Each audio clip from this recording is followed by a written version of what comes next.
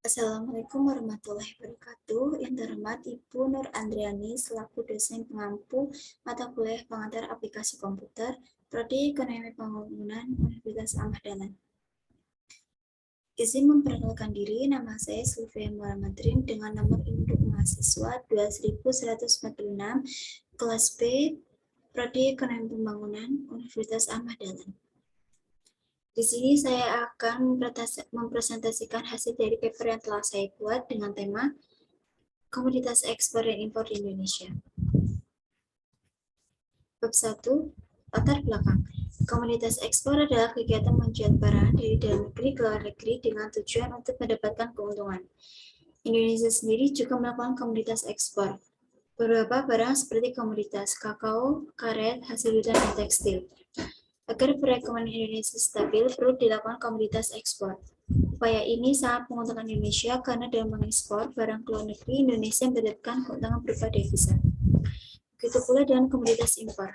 Impor adalah sebuah kegiatan memasukkan barang dari luar negeri ke dalam negeri. Indonesia mengimpor barang yang Indonesia sendiri tidak dapat memproduksi barang tersebut seperti migas, mesin dan peralatan mekanis, bahan organik kimia, dan lain-lain.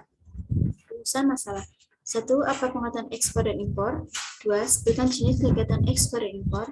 3. Bagaimana komoditas ekspor dan impor di Indonesia? 4. Sebutkan tujuan dan manfaat ekspor impor. Tujuan laporan. 1. Untuk mengetahui pengertian ekspor dan impor. 2. Untuk mengetahui jenis kegiatan ekspor dan impor. 3. Untuk mengetahui komoditas ekspor dan impor di Indonesia. 4. Untuk mengetahui tujuan dan manfaat ekspor dan impor. 5. Bagi dosen sebagai penilaian tugas akhir semester 1. 6. Bagi mahasiswa untuk memenuhi tugas ulangan akhir semester 1.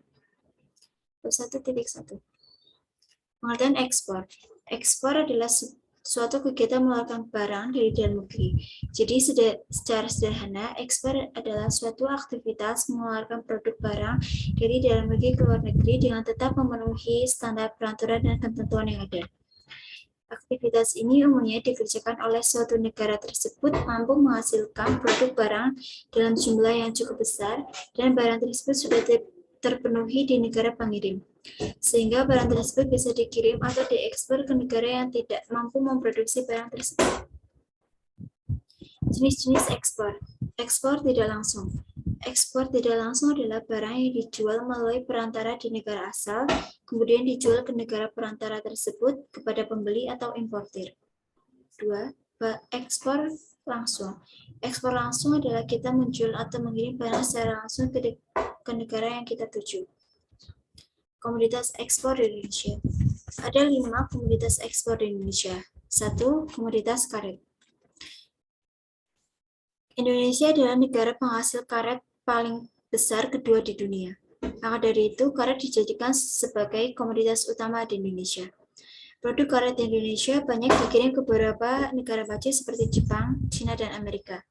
2. Produk tekstil. Indonesia sudah banyak jumlah industri tekstil yang berhasil meningkatkan devisa dalam negeri dari hasil ekspor tersebut. 3. Kelapa sawit. Kelapa sawit adalah produk yang kita kenal bisa dijadikan sebagai minyak goreng, mentega, dan beberapa produk kecantikan. Di Indonesia sendiri banyak terdapat kebun kelapa sawit di beberapa daerah seperti Kalimantan. Produk kelapa sawit biasanya dikirimkan ke negara India, Pakistan, dan China. 4. Produk hasil hutan. Tidak heran jika Indonesia mengekspor produk dari hasil hutan, karena hutan di Indonesia adalah hutan terbesar kedua setelah negara Brazil. Barang yang dikirimkan berupa pulp dan kayu. 5. Kakao. Indonesia adalah penghasil kakao terbanyak ketiga di dunia setelah negara Pantai Gading yang terletak di Afrika Barat dan Ghana. Tujuan dan manfaat ekspor. 1. Menambah devisa negara. 2. Menghasilkan industri dalam negeri. 3. Menambah lapangan pekerjaan. 4. Mengendalikan harga produk. Pengertian impor. Impor adalah suatu aktivitas memasarkan produk barang dari daerah pabean atau membeli suatu produk barang atau jasa dari negara lain untuk bisa memenuhi kebutuhan dasar dalam negeri. Aktivitas pengirim barang impor yang dilakukan dengan skala besar ini membutuhkan proses pendampingan oleh Bea Cukai. Umumnya, pihak pemerintah akan menetapkan tarif pajak atas setiap produk impor ke masing-masing importirnya.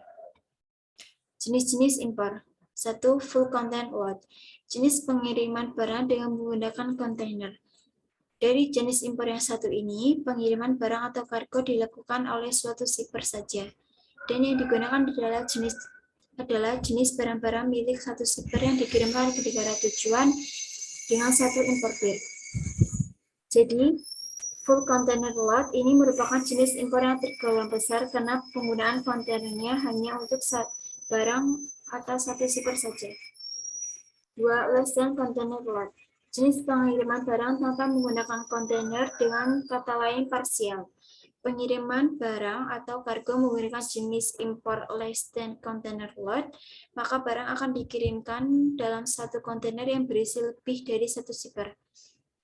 Less than container load ini merupakan jenis impor yang tergolong kecil karena tidak memerlukan bagian yang cukup besar dari kontainer. Komoditas impor di Indonesia. 1. Barang konsumsi. Komoditas impor di Indonesia berupa barang konsumsi yang dapat digunakan langsung dan melewati proses pengolahan. Contohnya, makanan dan minuman olahan dalam kemasan dan minuman yang belum diolah seperti daging atau sayur dalam kemasan kaleng. 2. Benda non-migas. Non-migas merupakan hasil dari sumber daya alam dan industri yang bukan termasuk kategori minyak dan gas alam. Contohnya mesin pesawat mekanik, peralatan listrik, produk kimia, permata, kosmetik, perabotan rumah tangga, tembaga, pupuk, bahan kimia organik, dan lain sebagainya. Tujuan dan manfaat impor. Kegiatan impor memiliki tujuan utama untuk memenuhi kebutuhan dalam negeri. Kegiatan ekspor dan impor ini adalah salah satu bentuk dari komunikasi dan kerjasama pada tiap negara. Tujuan lainnya adalah demi meningkatkan neraca pembayaran serta mengurangi adanya keluar devisa pada negara lain. Manfaatnya sendiri yaitu kegiatan impor akan meningkatkan potensi pada suatu negara dalam mendapatkan bahan baku, barang serta jasa pada produk tertentu yang jumlahnya terbatas atau tidak mampu diproduksi dari dalam negeri. Sehingga hal tersebut mampu mendukung stabilitas negara secara tidak langsung. Kesimpulan, Indonesia mempunyai banyak aset dan kelima sumber daya alamnya yang dapat diekspor ke beberapa negara. Contoh barang yang dapat diekspor adalah karet, produk tekstil, kelapa sawit, hasil hutan, dan kakao.